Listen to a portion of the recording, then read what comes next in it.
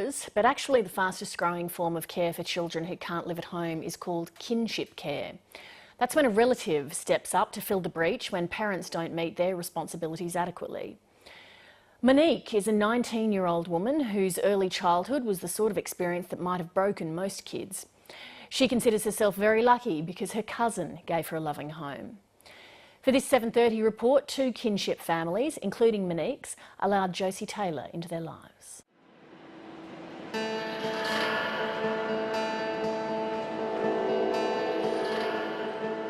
When I look back on my childhood, I can't remember anything good. Not even one thing. Me laying in bed crying, listening to my mum get bashed, screaming for her life. That's my childhood. That's what I remember. Or my brother getting hit, or I'm getting hit, or someone's getting hit.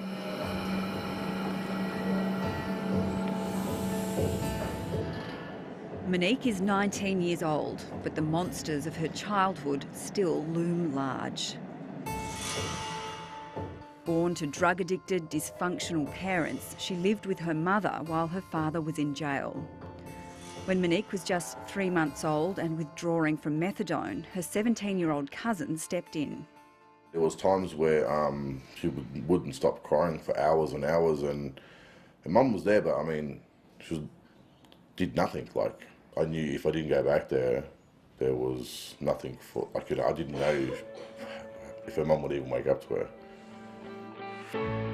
But when Monique's father got out of jail a few months later, there was a limit to what Peter could do. It was heartbreaking, like, to give her back, I didn't want to. I just felt like I'd done all this and now you're just going to walk in and take over. By the time Monique was 4, her mother took her own life. Her father found a new girlfriend and the family moved to a housing estate in Melbourne's Broadmeadows when Monique was 5. We had nothing, literally nothing. We had, I can't even say the clothes on our back. Shoes that were holy and, oh God. How weird it being back. Oh, it's hard as. Monique is coming back to her childhood home with the woman who truly saved her, Mel, her cousin Peter's partner. It's all changed. Even in Broadmeadows, one of Melbourne's poorest suburbs, this housing estate is known as the Bronx. Today is the first time Monique has set foot here since she was a child. Terrible. I hated it. I don't know. It's like the House of Horrors. That's what, yeah, you could say, House of Horrors. It sums it up in those few words. One of my siblings was crying because my dad just bashed my stepmom and she was pregnant. And I went over to comfort my sibling and then he said, don't touch her, whatever, whatever, and he picked me up by my hair and threw me into a cabinet, and that's how I have a scar on my nose. They'd go into the city and they'd take drugs and they'd like be passing out, staggering through the streets of the city at like early hours in the morning, and then I'd have to drag them to the train and get them on the train to make sure we all got home. And I'd be walking through the Broady Bronx at like 2 or 3 in the morning. I hadn't eaten 8 years old. At the age of 9, with her father in jail, Monique's stepmother died of an overdose at their house in the Bronx. And the leader of the pack is Monique. In a way, she was lucky.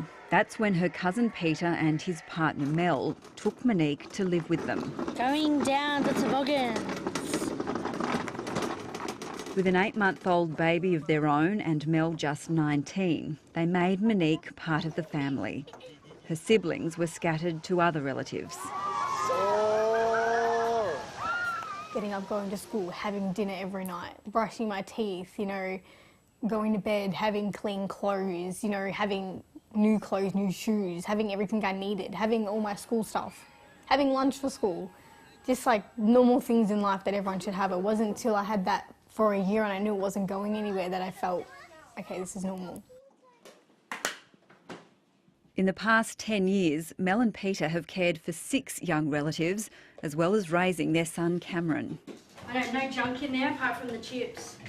Someone has to be a voice, someone has to protect these kids as much as, you know, giving the parents, you know, yeah, it is their right to be a parent, but it's not their right to treat their children with neglect and put their needs first. Why is that? Drugs. Yeah. Drugs is a big issue. Yes, if you don't hand it in, you can't go? I grew up with my parents being drug affected and never put us first, never. It was basically go sit in your room. I lived in my room. You know, as a teenager, DHS in and out of my life. Did you wash your face? Yeah. Brush your teeth? Yep. It's just in Mel's nature to look after everybody's children. I mean, it was bound to happen. Like, it's heartbreaking because, you know, we've done it so many times, and like I said, you know, people shouldn't have children they can't look after. But it's not the children's fault, so we understand that, and that's why we do what we do. I'd say different things. I don't like different characters. Yeah, like connector things. Put them in the back seat. Okay. We fought for 7 years to finally get permanent care, and it was a hard battle, but it was well worth it. Well, I do think of them as a group of ordinary people doing extraordinary things. Sometimes they're raising other people's children against amazing odds. You know, they may have very little money. They're looking after kids with behavioural problems quite often, developmental difficulties. They're managing very challenging families around them, and it may be their own mum or their own sister. Meredith Corrali is talking about kinship carers around the country. She's identified at least 10,000 families with carers aged 30 or under. So it's like Candy Crush. So do you sleep okay? But the majority of kinship carers are grandparents who rescue their grandchildren from crisis. Would you like more juice? Grandparents like Karen and her partner Graham. Okay, go and make your bed, please. They took on the care of Karen's grandson Tyler when he was almost 3. He's now 7. They've chosen not to show his face. Do you know why you live with us? No. Yeah, because Mummy and Daddy aren't together, and sometimes they're not very well.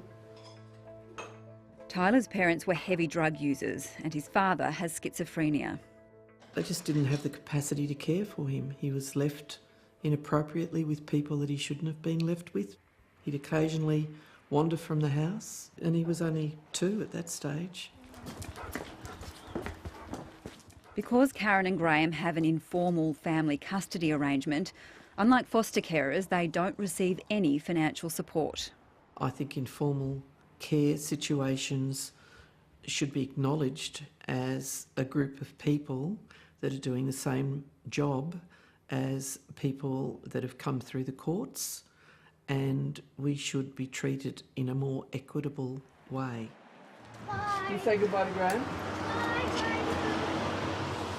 The number of kinship carers has more than doubled over the past decade as foster care places get harder to find. Okay, wave to me when you get over there. I can listen to ministers speaking and they're talking about foster carers, and you want to say to them, do you realise that most of the child protection placements are now provided by kinship carers, but as yet it's still silent. I'd be happy if you had kids when you're 30. As long as I'm not a grandma before I turn 40, I'll be happy. I don't want to be a grandma, you know, at like 39 or something. No way. That's the way it's going to be, I'm sorry. Don't do that to me. With Mel and Peter's support, Monique finished Year 12 last year and is studying hospitality part-time. On to do a criminal justice course and go to uni and stuff like that. She can do whatever she can do as long as she puts her mind to it. Just said that since the day I lived with her. That's right. Wave, Monique.